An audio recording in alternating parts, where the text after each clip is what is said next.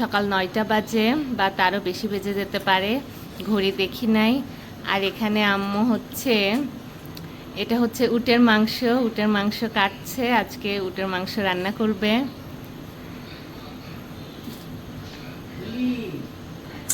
তো আম্মু উটের মাংস গিফট পেয়েছে, সেজন্য আজ উটের মাংস রান্না করবে, সবাই আছে, টেস্ট করে দেখবে কেমন। আর সকালের নাস্তা এখনো কারো হয়নি, করবে। আর জারিফ উঠেছে, জারিফকেও কোনো নাস্তা করাই নাই।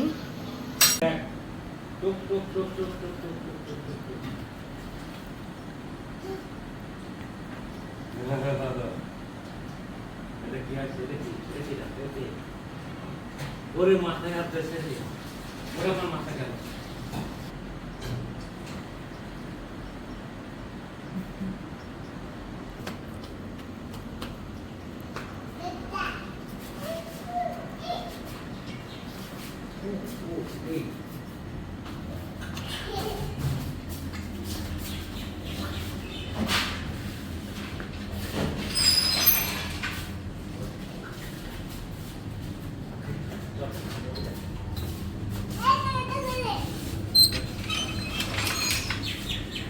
যাও।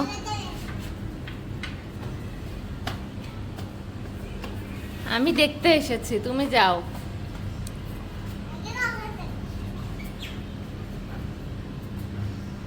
আরে বল্টু এসে পড়ছে, যা ঘুরে আসো।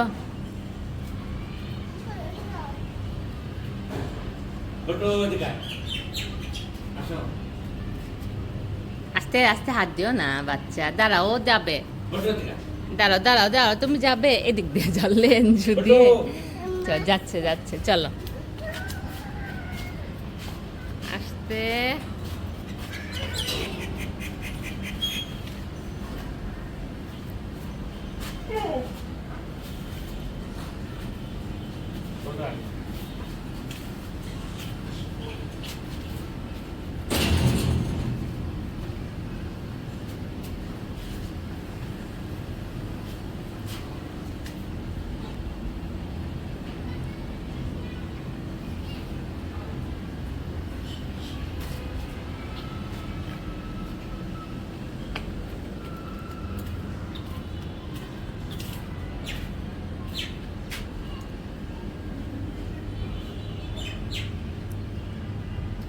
এক দুই তিন চার পাঁচ ছয়।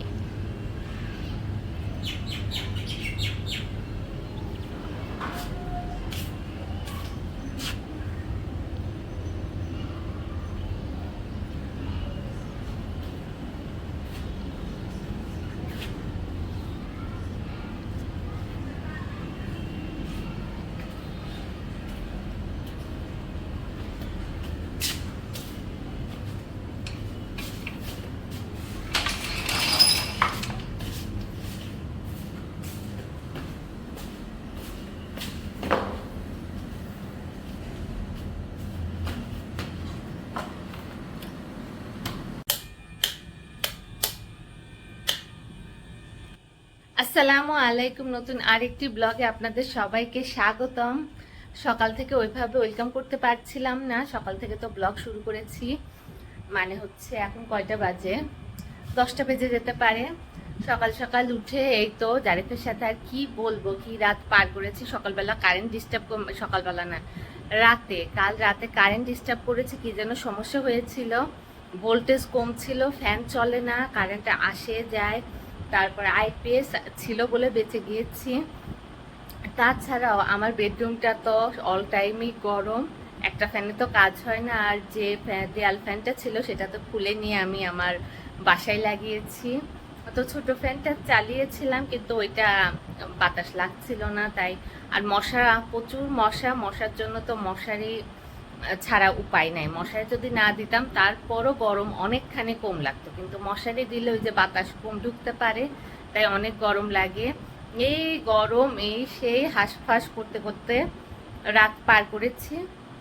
তারপর সকালবেলা উঠে এই তো জারিফ খেলাধুলা করছিল, আমি এখন আমার ভাইয়ের রুমে আছে, ওর রুমে এমনই পড়ে আছে, কারণ আম্মু ওইদিকে রান্না করছে। সকাল থেকে আম্মু রান্নাবাড়ি, সকালের নাস্তা ওটার প্রিপারেশন নিয়ে ব্যস্ত ছিল। এখন দুপুরে কি করবে, আজকে নাকি পোলাও রোস্ট করবে, তো সেগুলোর প্রিপারেশন করছে। তারপর সকালবেলা হচ্ছে উটের মাংস কাটছিল, আজকে আম্মু উটের মাংস রান্না করবে। উটের মাংস আম্মু গিফট পেয়েছে, তো সেটা রান্না করবে, সেগুলোর প্রিপারেশন নিয়ে আম্মু ব্যস্ত হয়ে আছে। জারিফের পাপা এখনো ঘুমাচ্ছে, ওঠে নেই। আর জারিফকে আমি মানে নাস্তা করাচ্ছিলাম, ও নাস্তা বাদ দিয়ে তার নানা ভাইয়ের সাথে বের হয়েছে, সেটা তো আপনারা দেখতেই পাচ্ছেন আমার ব্লগে। তো তার নানা ভাই তো নর্মাল ড্রেস পছন্দ হয় না, তাই সকাল সকাল ওকে জিন্স প্যান্ট তারপরে টি শার্ট জুতা সব পরিয়ে দিয়েছি। তো নানা ভাইয়ের ওটা পছন্দ হয়েছে, ড্রেস আপ পছন্দ হয়েছে। তারপর নানা নাতি, তারপর বল্টুও সাথে গিয়েছে, তিনজন বের হয়েছে। আমিও বাহির থেকে একটু ঘুরে এসেছি, সুন্দর ফুল ফুটেছে।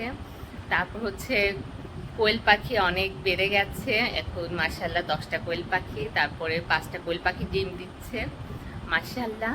তো এখন আমিও যাই, যে ঝটপট নাস্তা করে নেই, তারপর জারিফের পাপাকেও ডাক দিই যাতে উঠে নাস্তা করে নেয়, তাহলে নাস্তার প্যারা অনেক বড় প্যারা, নাস্তা শেষ হয়ে গেলে আম্মু টেবিলটা গুছিয়ে ফেলতে পারবে। তো এই হচ্ছে ব্যাপার। তো সকাল থেকে ব্লগটা ওই যে করতে পারছিলাম না, তাই ভাবলাম যে এখন করে ফেলি। আর আমার ভাইয়ের আজকে অফিসে যেতে একদমই মন চাচ্ছিল না, যাবো কি যাবো না, এই যে স্কুলের মতো স্কুলে আমরা যখন বাদ দিতে যেতাম, ওই যে যাবো কি যাবো না একটা এরকমই করতাম। তারপর অনেক টাইমে মেন ইম্পর্টেন্ট ক্লাস থাকলে বা এক্সাম থাকলে যে যেতেই হতো, ওটাও এরকম যাবো না, কালকে ছুটি কাটিয়েছি, আজকে যেতেই হবে। মানে মনের বিরুদ্ধে আজকে সে গিয়েছে, তার আজকে একদমই যাবার ইচ্ছা ছিল না। আব্বুও বললো যে তোর যেতে ইচ্ছা না করলে যাওয়ার দরকার নেই, বাট ও বললো না যাই, যেতে হবে, কালকে ছুটি কাটিয়েছি। এই হচ্ছে ছেলেদের হচ্ছে জব লাইফ। তো যাই হোক, এখন আমি তাহলে যাই।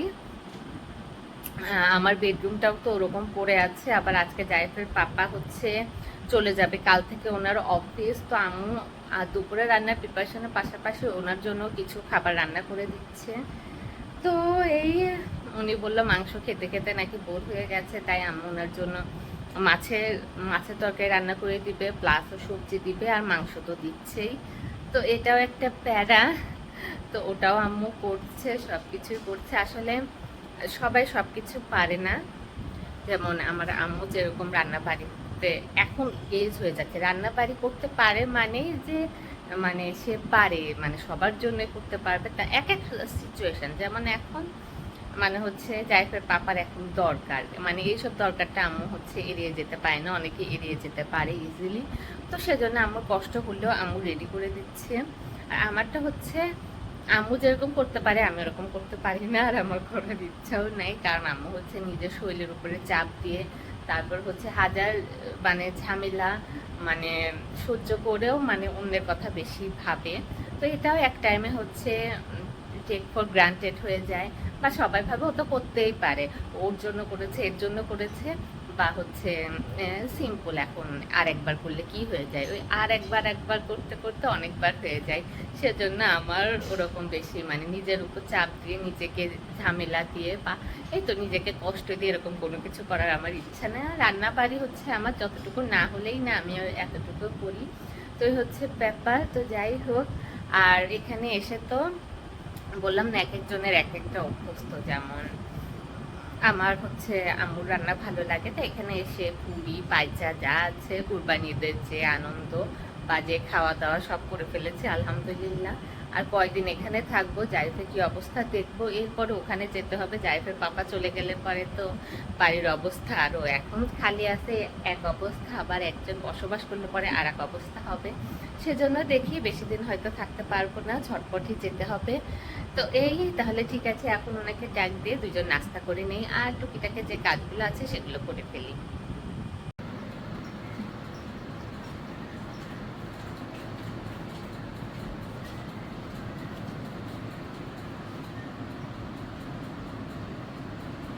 কে আল্লাহ, এটা কি?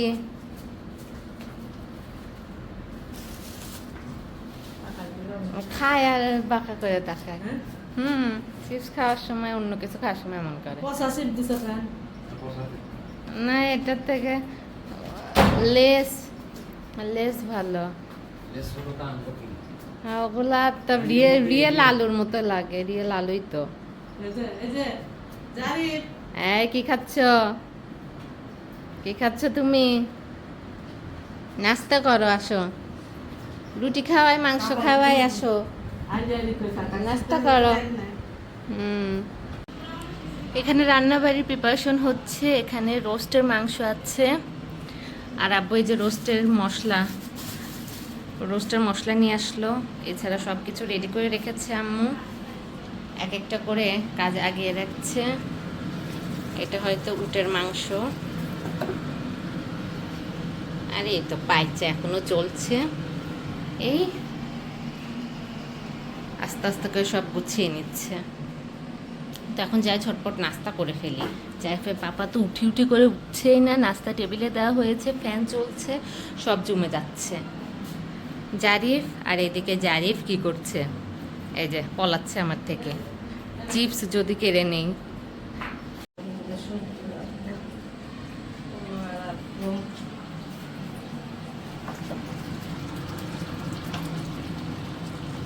এটা কি? এখানে রোস্ট কমপ্লিট, এখন পোলাও হবে। উটের মাংস হয়ে গেছে। খাওয়ার সময় দেখা যাবে, সমস্যা নেই।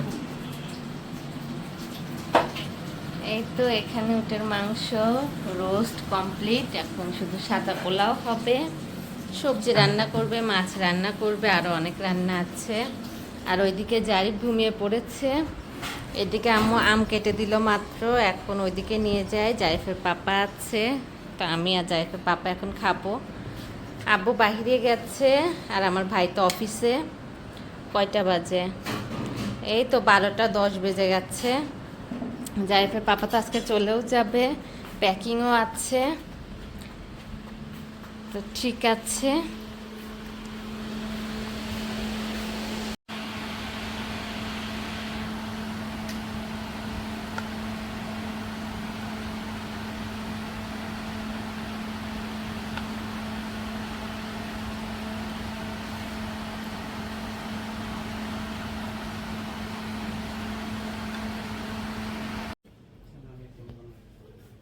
কিনা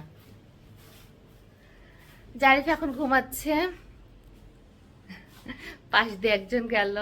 জারিফের পাপা এখন গোসলে ঢুকবে, কারণ এই তো 12টার বেশি বাজে, 1টা বাজতে যাচ্ছে। কিছুক্ষণ আগে হচ্ছে বসে বসে একটু আম খেলাম, জারিফকে ঘুম পাড়িয়ে দিলাম। ঘুমানোর আগে জারিফ খুবই মানে কি বলবো বিরক্ত করছিল, কারণ ওর ঘুমের টাইম ওভার হয়ে যাচ্ছিল। হয়তো কিছুদিন ওর ঘুম অনেক অনিয়ম গেছে, তো সে কারণ হচ্ছে ঘুম চলে আসলে পরে ও আর কোনো কিছু মানতে চায় না, খাওয়া দাওয়া কোনো কিছু না। আগে ওর ঘুমাতে হবে, ঘুমটা ওর খুবই ইম্পর্টেন্ট। তো ঈদের আগের থেকে যখন তার পাপার হচ্ছে লং টাইম অফিস হচ্ছিল, তখনও হচ্ছে ও আর আমি মানে নিজেদের নিয়ে থাকতাম। তো তখনও জারিফ লেট করে ঘুমাতো, লেট করে উঠতো, সেজন্য ঘুমটা ওর আসলে যে নির্দিষ্ট টাইম সেটা হচ্ছিল না, মানে অনেক অনিয়ম হয়েছে। তারপরে ঘুরতে গিয়েছে, তারপরে এখানে আবার আরেক জায়গায় এসেছে, সেজন্য আর কত নিবে, ছোট বাচ্চা, সেজন্য আজকে খুব তাড়াতাড়ি ওর ঘুম চলে এসেছে। 11টার সময় ঘুমানোর জন্য মানে একদম অস্থির হয়ে গিয়েছিল, চিল্লা চিল্লি কান্না কাটি। তারপর সব কিছু ফেলে রেখে আমি ঝটপট ওকে ঘুম পাড়িয়ে দিয়েছি। আর ভাবছি যে আজকের থেকে চেষ্টা করব যে ঝটপট ওর খাওয়া দাওয়া ওকে সব কিছু কমপ্লিট করিয়ে ওকে ঘুম পাড়িয়ে দেওয়ার জন্য ঠিক টাইমে। কারণ হচ্ছে ঘুমটা অনেক দিন অনিয়ম হয়েছে, তাই ও এখন আর নিতে পারছে না, খুবই বিরক্ত করছে। ঘুম এসে গেলেই আর মানে 1-2 মিনিটও একদমই কিছু সহ্য করতে পারছে না, মানে ওর সাথে সাথে ঘুমাতে হবে। তো যাই হোক, ও এখন ঘুমাচ্ছে, এই ফাঁকে আমি আমার কাজগুলো করে নিই। কাজগুলো বলতে গোসলটা সেরে ফেলতে পারলে পরে ভালো হতো। এখন জারিফের পাপা গোসলে গিয়েছে, উনি আসলে পরে দেখে আমি যাব। আর আম্মু এদিকে রান্নাবাড়ি করছে, বলেইছে তো আজকে জারিফের পাপা চলে যাবে, সেজন্য স্পেশালি আম্মু একটু রান্নাবাড়ি করছে, পোলাও রোস্ট, তো এগুলো রান্নাবাড়ি করছে। কয়দিন তো কুরবানির ঈদের তো জানাই, কয়দিন তো মাংসই খাওয়া হয়। তো ঠিক আছে। আর এদিকে আমার হচ্ছে একটা ভিডিও আপলোড হচ্ছে, সাথে সাথে আমি ভাবলাম যে আমি আমার এই ব্লগটা তাহলে কন্টিনিউ করে ফেলি, কারণ এই ব্লগটা আমি ভাবছি যে এখানেই শেষ করে ফেলি। তাহলে ঠিক আছে, দেখা হচ্ছে আবার আপনাদের সাথে আমার পরের ব্লগে। সবাই ভালো থাকবেন, সুস্থ থাকবেন, আল্লাহ হাফেজ।